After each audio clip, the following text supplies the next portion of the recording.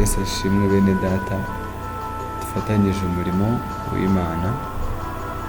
Nongeye gushima Imana kuri twemereye kugira ngo tubone uyu mwanya n'uburyo bwiza bwo kukugezaho ubutumwa mwene data ukundwa n'Imana. Imana igukunda ufiteho umugambi, gusa umugambi wayo kuri wowe si ukugira ngo urye umwe ubeho gusa ubuzima bwawe burangire, ahubwo ni ukugira ngo ubeho uyamamaza mu gihe nk'iki ngiki. Wamenye Imana ufite akazi gakomeye ko kugira ngo abantu basize mu byaha bavemo baze bakizwe begera umwami Imana. Uyu munsi rero Imana ikugutuma, niyo mpamvu Evangelical Network twemeye gutumwa n'Imana duhagurutse kugira ngo abantu mu gihe nk'iki ngiki ahantu hose bari bakire Yesu. Turifuza yuko wemera nawe gutumwa muri bo.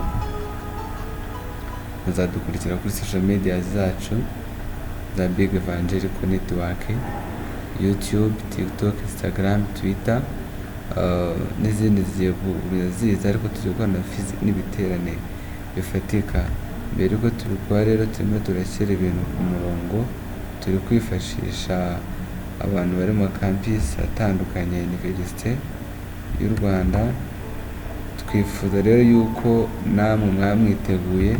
Turi gukora amakampeyini kugira ngo abantu bose bamenye mission na vision zacu, maze nabo tuzabana bazakore bakontribua kugira ngo tubashe kubigeraho.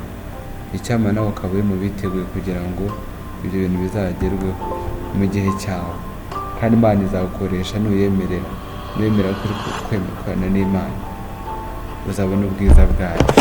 I love you so much, ndabakunda cyane kandi Imana ibahe umugisha. Nizwa KUBWIMANA Emmanuel, tuzabana gusa nsohoka na staff ikindi dufatanyije.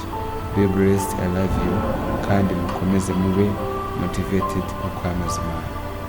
Ni byiza.